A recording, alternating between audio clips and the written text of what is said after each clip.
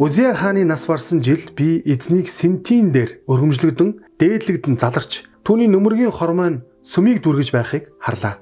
Тус бүр 6 жигүүртэй серафууд түүний дээд тал зогсоод 2 жигүүрээрээ нүрээ бүтээж хоёроороо хөлөө хучин хоёроороо нисэж байлаа. Нэг нь нөгөөгөө дуудаж төмөн цэргийн эзэн ариун бүхэл газар түүний алдраар дүүрэн байна гэж байв. Дуудагчийн дуунаар босгоны суур чичирсэн ба тэгэхэд сүм утаагаар дүүрч байлаа. Исая намын 6 дугаар бүлгийн 1-4 дугаар ишлэлийг хамтдаа уншлаа. Исая энэхүү үзэгдлээ үзэхдээ Узия хааны нас барсан жил гэж он цаг өдрийг тодорхой хэлсэн байгаа.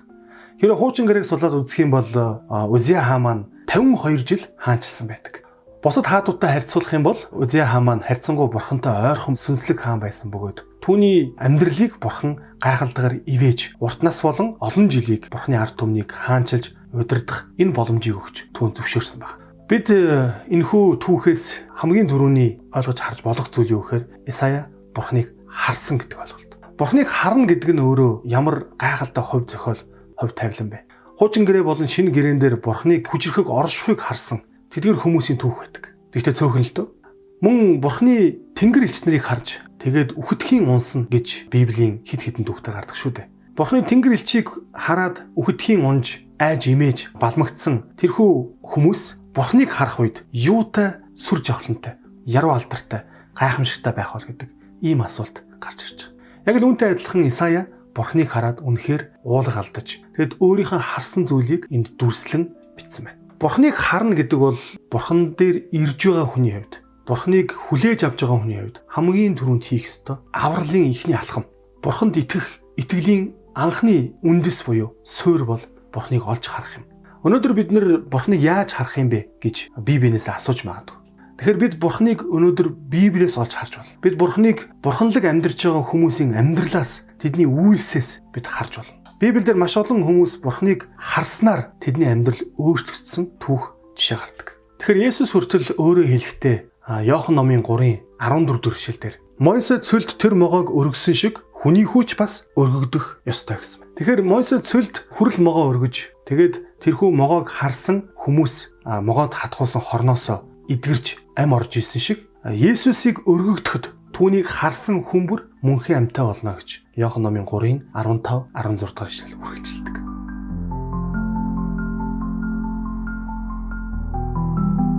Энэ талаар Есүс мөн Иохан номын 12:32-33 дахь ишлэлээр хэлэхдээ хэрэг би газраас өргөгдвөл бүх хүнийг өөртөө татна хэмээн айлтлаа. Тэр өөрөө ямар үгээр өгөхөө онцолж үүнийг хэлжээ гэсэн. Тэр Есүс хүн төрлөختнийг авралд авчрахын тулд өөрөө өргөгдөж тэгэд өөрөө өргөгдснөөр хүн бүр түүнийг харж түүнд татагдана гэж энд хэлсэн байна.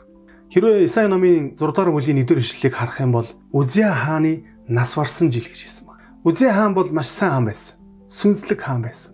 Хаан нас барсан тэр жил Исая бурхныг харсан гэсэн. Тэгэхээр үүнтэй адилхан бидний жинхэнэ хаан болох Есүс Христийг загалмаа дээр цовдлогдсон тэр мөчийг бид харах үед тэр загалмайн дор бид ирэх үед бид түүнийг олж хардаг. Түүний хайрыг олж хардаг. Түүний авралыг олж хардаг гэсэн. Бурхны Библиэлд дүрсэлсэн маш олон дүрсэл дотроос түүний загалмай дээр байгаа тэр цаг мөч бол түүнийг харах, бидний авралаас зурах тэр мөч юм. Тийм ч учраас Исая сайн хаан гэж нэрлэгдэж байсан Узия хааныг нас барсан жил бурхныг харсан шиг бид ч гэсэн хамгийн сайн бурхан болох тэр хаан эзэн Есүс. Тэгэхээр тэр хаан маань загалмай дээр цовдлогдсон тэр мөчтөр бид ирж байж бурхныг харж авралыг авах юм байна. Амен. Бид бүхэн Закхайн түүхийг мэднэ. Закхай Есүсийг харахын тулд модон дээр авирч гардаг. Тэгээд Есүс түүнийг Закхай бууга дээр өнөөдөр би танад хонно гэж хэлсэн. Есүсийг гэртээ оруулж түүнийг хоололж дайлсан Закхай өөрийнхөө хийсэн гим нүглээ ойлгон гимшиж тэгээд бүх хөрөнгөнийхөө талыг ядуус тарааж өгнө.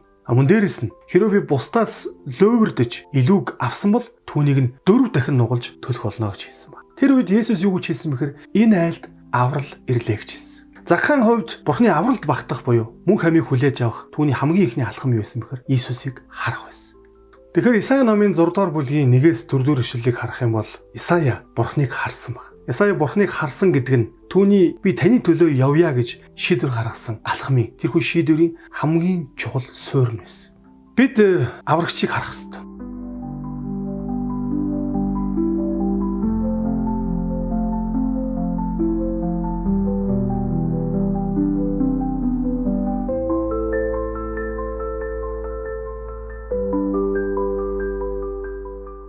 За ингээд хамтаа бүгдээрээ ишлэлийг үргэлжлүүлэн 5 дугаар ишлэлээс нь уншицгаая. Тэгээд би сүрсэн тул надад зовлон эрг. Яагаад гэвэл би бузар уруултай хүн. Би бузар уруултай хүмүүсийн дунд амьдардаг. Учир нь миний нүд төмөн цэргийн эзэн болох хааныг харлаа гэж хэлэв гэсэн. Эндээс бид дараагийн нэг зүйлийг ойлгож болох нь юу гэхээр Исая Бурхныг харчаад аврагчийг харсан. Тэр ариун Бурхныг харсны дараа Исая өөрийгөө харсан.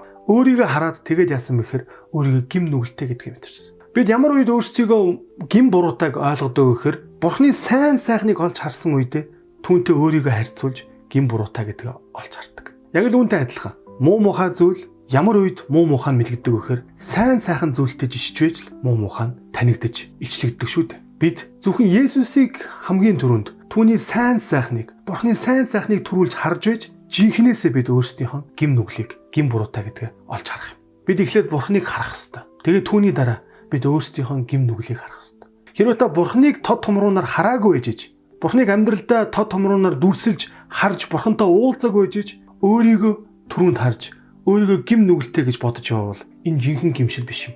Жинхэнэ гимшил хаана ирдэг вэ гэхээр Бурхныг харах үед бид жинхнээсээ гимшдэг. Бурхныг ямар сайн, ямар гайхалтай, ямар хайр инэрлэр дүүрэн Бурхан бэ гэдгийг бид ойлгож ухаарсан тэр үед бид өөрсдийнхөө мөхөс дорой бузар булаа байдлыг ойлгож мэддэг.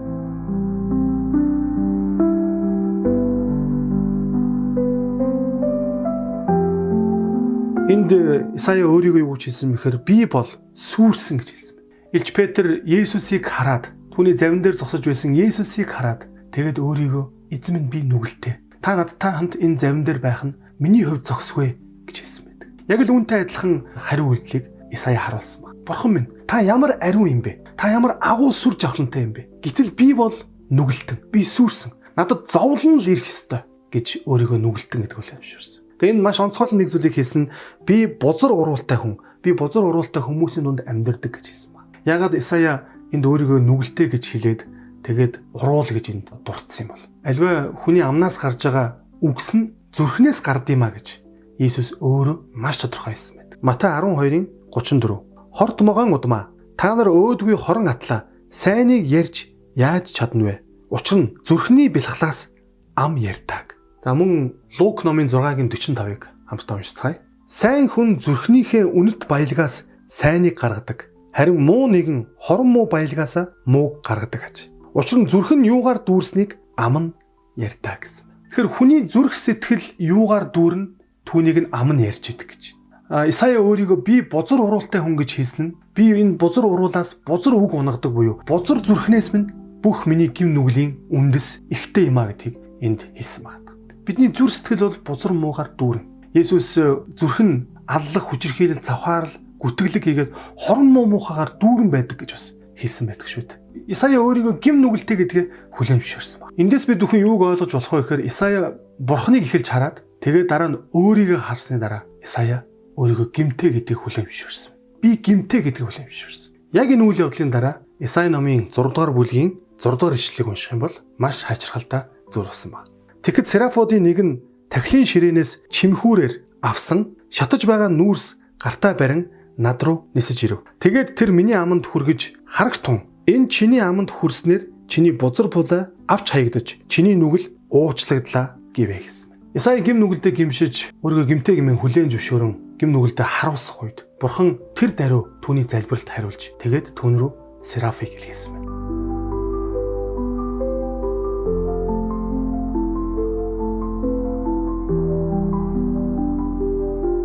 Ямар гайхалтай хурдан залбирлын хариулт вэ?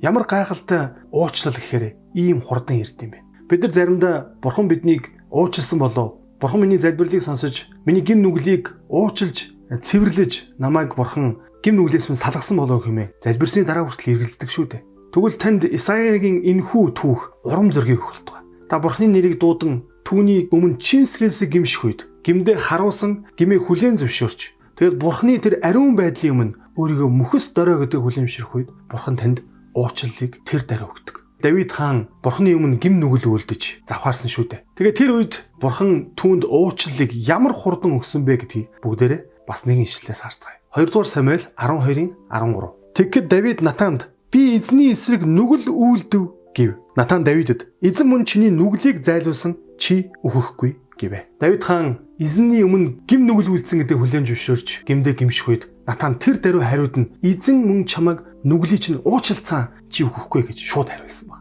Бурхны уучлал ийм хурдан. Бурхан биднийг уучлахад үргэлж бэлэн хүлээж байдаг. Та эзний өмнө амаанын түүнийг дуудаж гим нүгэлдээ гимших тэр цаг мөчид Бурхан таныг шууд уурчилдаг юм шүү.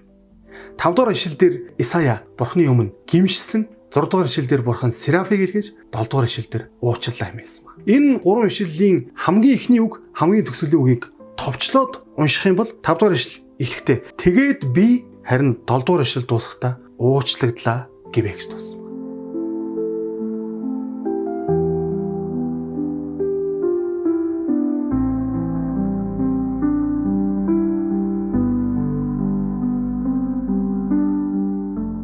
Бурхан Исаяг уучлахдаа түүний бүх юмнуулыг арилгахдаа түүнийг галаар ариусгасан баг.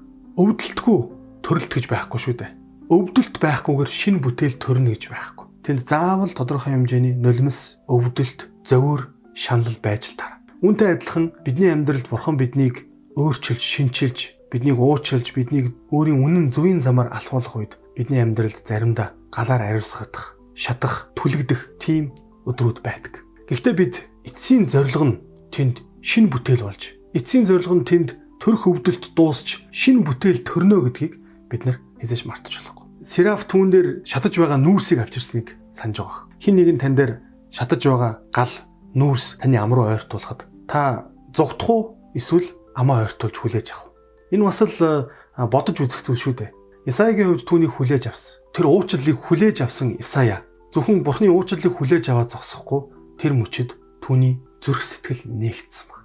Нөгөө бузар зүрх сэтгэлээс бузар уруул дээр нь бузар үг гардаг байсан зүрх сэтгэлийг Бурхан уучлж цэвэрлэх тэр үед тэр зүрх сэтгэл онгойж нээгдэж Бурхны өмнө дуулууртай болж гисэн. Түүний хамгийн ихний Бурхны өмнө дуулууртай болсон шинж тэмдэг нь хариу үйлдэл нь юу байсан бэхээр тэрээр эзнийг сонссон байна. 5 дугаар ишлэл дээр би бол сүрсэн нэгэн надад зовлон л ирэх ёстой гэж уулга алдаж Бурхны өмнө гимжсэн Исая дээр зовлон биш харин оронд нь юу ирсэн бэхээр түүн дээр Бурхны дуудлага ирсэн баг.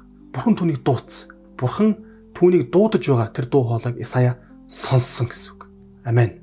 Бурхан бидний итгэл найдваргүй, зориггүй, төлөвлөгөөгүй тэрхүү ирээдүгөө амьдралыг гайхалтай өөрийнхөө ариун үнний зам дээр хөтөлж өөрийн үйлчлэлтэд дууддгийн тод жишээ бол энэ юм. Исая Бурханаар ариусгагдаж Бурхны уучлалыг хүлээж авсан тэр мөчтөө ямар дуу хоолойг сонссон бэ гэдгийг хамтдаа өдөр уншицгаая. Исая 6-гийн 8 дугаар ишлэл. Дараа нь би хэнийг явуулах вэ? Хэн бидний төлөө явах вэ гэсэн эзний дууг би сонсоод би энд байна. Намайг явуулаач гэж хэлэхэд тэр яв ард олонд үүнийг хэл түгэ гэвэ гэсэн.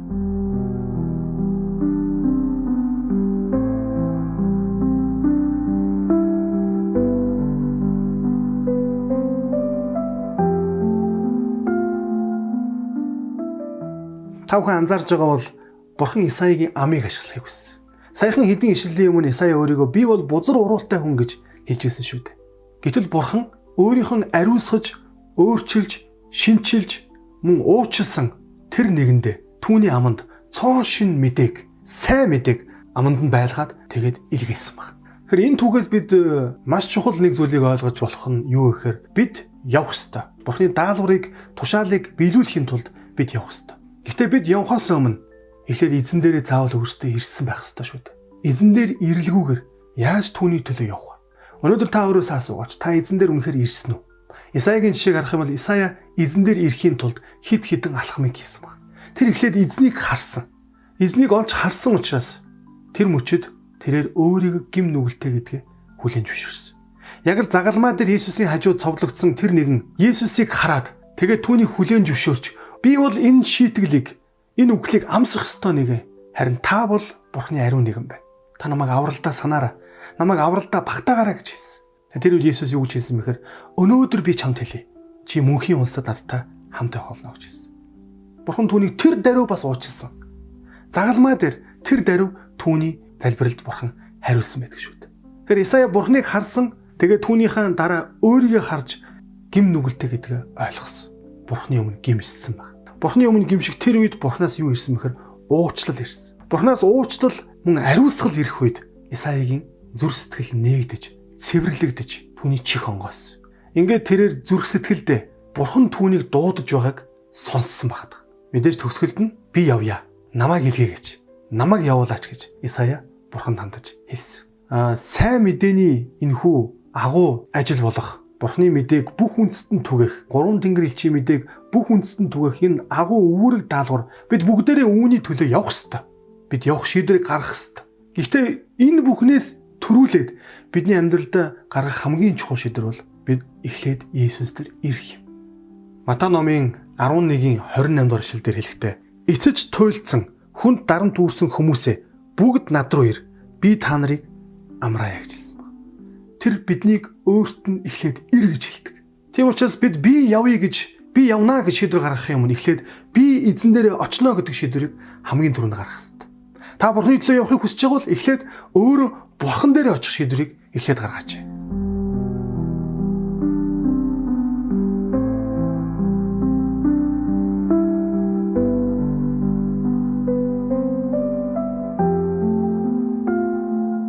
Матай номын 28 дугаар бүлгийн 18-аас 20 дугаар ишлэлийг харах юм бол Есүс ойртон ирээд тэдэнд Тэнгэр газар дээрх бүх эрх мэдлийг надад өгсөн. Иймээс явж бүх үндэстнийг дагалдагч болгохтун. Эцэг хүү ариун сүнсийн нэрээр тэдэнд баптизм хүртээж миний та нарт тушаасан бүгдийг сахин биелүүлэхийг тэдэнд заа. Харагтун үеийн төгсгөл хүртэл би та нартай үргэлж хамт байх болно гэж айлдав. Бид эхлээд эзэн дээрээ ирсэн бол харин дараа нь эзнийхэн төлөө явах үйлдэл байна. Тийм учраас та Бурхныг олж хараарай. Та Бурхан дээр ирээрэй. Та Бурхныг олж хараад Бурхан дээр ирсэн тэр мөчөд Бурхны төлөө явах шийдвэр өөрийн ирэхгүй биднээс гардаг юм. Тийм ч учраас дагалдагчид бусдын төлөө сайн мэдээг дэлгэрүүлж явж тэгээд түүнийхэн төлөө амиа өргөхдөө хүртэл тэд баяр хөөрөөр дүүрэн байсан. Хэрвээ та бусдын төлөө, бусад сайн мэдээ түгээхийн төлөө амьдрч чадаж байгаа бол та Бурхан дотор аврагдсан нэгэн гэдг нь ойлгомжтой. Исаягийн тэрхүү би энд байна. Намайг илгээгэж гэж хэлсэн энэ үг бол үнэхээр аврагдсан хүний үг байсан юм аа. Үнэхээр эзэн дээрээ ирээд тэгээд эзнээ олж харж гим нүглээ бүгдийг нь уучлуулад зүр сэтгэл нь онгойж Бурхны дуудлагыг хүлээн аваад тэгээд аврагдсан тэр хүний амнаас гардаг үг байсан. Өнөөдөр ч гэсэн хором цаг мөч бүрт Бурхан таныг дуудсаар байна. Тэгээд би таныг Бурхан дээр ирээсэй гэж уриалж байна. Хамтаа өдөрөө залбирцгаая. Их эзэн Бурхан минь, бид өнөөдөр Библийг судлаад таны бидэнд хэлсэн үгийг мэдээг хүлээж авлаа. Бид таны хүслийн дагуу шийдвэрийг амьдралдаа гаргахад та туслаарай. Хүнд үүрсэн дарамт зовлонгоо үүрээд тань дээр ирэхийг хүсэж байна. Тэгээд та биднийг амраагач. Эзэн таньда баярлалаа. Биднийг уучилдагт баярлалаа. Биднийг уучлахад цаг ямагт бэлэн байдагт баярлалаа. Бидэнд өөрийнхөө үүрэг даалгаврыг өгсөнд баярлалаа. Энэ үүрэг даалгаврыг тань биелүүлэх боломжийг бидэнд сойрхсон талархаж байна. Таны төлөө амьдрах ивэл ерөөл хувь зохиол өгсөнд баярлалаа. Есүсийн нэрээр залбирлаа. Амен. За өнөөдрийн сургаал номлол маань энэ хүрээд өндөрлөө. Тэгээ бүгд эх 7 хоногийнхоо сургаал номлол буюу үгийн цагаараа иргэн болцгаая. Та бүхнийг Бурхан явуултугай.